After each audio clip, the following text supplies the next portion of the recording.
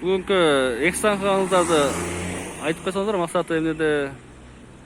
Мына өзүңүздөргө маалым, 4 күндөн бери шаарда абал туруктуу, шаарга ушу граждандарды киргизбеш үчүн блокпосттор коюлган. Ошо блокпосттор булар эми 3 группадан турат экен. Милиция, Илибирс, МЧСнин балдары.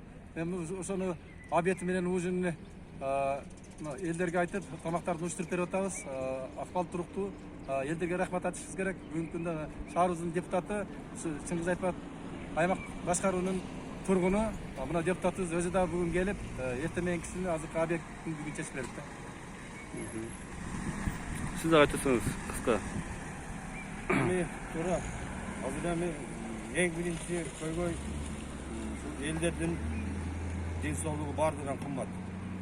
Ошого байланыштуу максат жолонуч мына Чыңгыз Айтматов аймактык башкаруунун башчысы 4 күндөн бери ушул жерде ушундай болуп атат деген мен сырттан уктум дагы. Өзүм чын жүрөгүм менен эле ушул жердеги кызмат кылган биздин элибиздин